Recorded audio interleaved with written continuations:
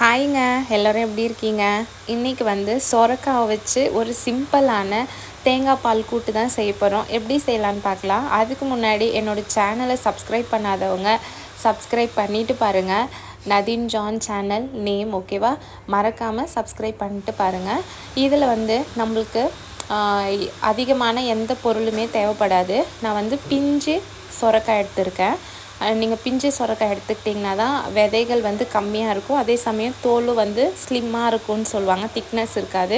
So இந்த காய் நல்லா அலசிட்டு பொடி பொடியாக கட் பண்ணி எடுத்துக்கோங்க, ஸ்லைடாக. பார்க்கவே அழகாக இருக்கும், டேஸ்ட்டும் ரொம்ப சூப்பராகவே இருக்கும். இந்த மாதிரி நல்லா பொடியாக கட் பண்ணிக்கோங்க. உங்களுக்கு பீஸ் வந்து மெலிசாக போட்டால் தான் கடையிறதுக்கு ரொம்ப நல்லாயிருக்கும், மொத்தமாக போட வேண்டாம். அதுக்கப்புறமா இதை நல்லா கட் பண்ணிட்டா இந்த மாதிரி நம்மளுக்கு ஸ்லைஸ் கிடைக்கும். இப்போ இது வந்து நம்ம குழந்தைங்களுக்கும் கொடுக்கலாம், காரம் இருக்காது. அதே சமயம் வந்து வயிற்றில் புண்ணு இருக்குது, வெயிட் லாஸ் பண்ணணும்னு நினைக்கிறவங்க, எப்பவும் ஒரே மாதிரி செஞ்சு சாப்பிட்ருப்போம். நம்ம ஒன்று பண்ணால் கடலை என்ன சொல்கிறது, பருப்பு யூஸ் பண்ணி, கடலை பருப்பு யூஸ் பண்ணி கூட்டு செய்வோம். அப்படி இல்லைனாக்கா மல்லாட்டை பயிறு, அதாவது வேர்க்கடலையை வறுத்து நம்ம பொடி மாதிரி போட்டு செய்வோம். இந்த மாதிரி ட்ரை பண்ணலைன்னா கண்டிப்பாக செஞ்சு பாருங்கள். இதுக்கு ஒரு பேன் வச்சுட்டு அதில் ஒரு 3 to 4 ஸ்பூன் வந்து ஆயில் சேர்த்துட்டு கட் பண்ணி வச்சுருக்க சொரக்காய் இதோட சேர்த்துருங்க. சேர்த்துட்டு ஒரு 5 நிமிஷம் அடி பிடிக்காமல் காய் வந்து நல்லா கிண்டி விட்டுட்டே இருங்க. இதில் நம்ம வந்து எந்த ஒரு மசாலாவும் ஆட் பண்ண போகிறது கிடையாது. அதே சமயம் தண்ணியும் சேர்க்காதீங்க. எண்ணெய் அதுக்கப்புறம் இந்த காயிலே தண்ணி விடும் இல்லையா, அதனால் தண்ணி சேர்த்துக்காமல் அப்படியே கிண்டி விடுங்க. அப்புறம் உப்பு கொஞ்சம் சேர்த்துக்கலாம். உப்பு சேர்த்துட்டு நல்லா அடி பிடிக்காமல் ஒரு 5 to 6 மினிட்ஸ் கிண்டி விடுங்க. அதுக்கப்புறம் காரத்துக்கு பச்சை மிளகாய் சேர்த்துக்கலாம். நான் வந்து ஒரு 4லேருந்து 5 பச்சை மிளகாய் சேர்த்துருக்கேன்.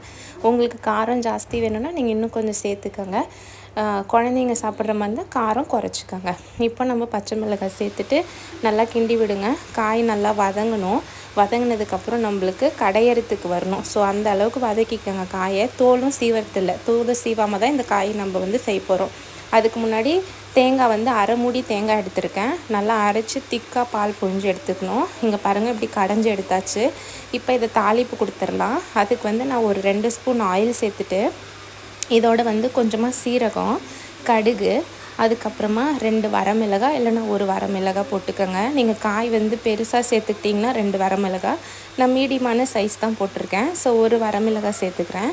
இப்போ இதில் வந்து நம்ம கடைஞ்சி வச்சுருக்க சொரக்காயை சேர்த்துக்கலாம். சேர்த்துட்டு ஒரு 3லேருந்து 4 நிமிஷம் அப்படியே வதக்கி விடுங்க, அந்த கடைஞ்சிருக்கிற காயை வச்சு. அதுக்கப்புறமா நம்ம அரைச்சி வச்சுருக்கோம் இல்லையா தேங்காய் பால், நல்லா திக்னஸ் தேங்காய் பாலாக எடுத்துக்கோங்க, தண்ணி சேர்க்க வேண்டாம் அதில். அதுக்கப்புறம் பசும்பால் கூட சேர்த்துக்கலாம், பேக்கெட் பால் சேர்த்துக்க வேண்டாம். தேங்காய் பால் சேர்த்தா இன்னும் ரிச்சாகவும் இருக்கும், டேஸ்ட்டும் ரொம்ப நல்லாவே இருக்கும். இப்போ இது நல்லா கிண்டி விட்டுட்டு இதில் வந்து தேங்காய் பாலை நம்ம ஆட் பண்ணிக்கலாம். தேங்காய் பால் சேர்த்துட்டு ரொம்ப நேரம் நம்ம கொதிக்க வைக்க வேண்டாம். ஒரு 2-3 மினிட்ஸ் அந்த கொதி வந்த உடனே ஸ்டவ் ஆஃப் பண்ணிவிடுங்க. இவ்வளோதான் இந்த ரெசிப்பியோட நம்மளுக்கு தேவையான ஐட்டம்ஸு.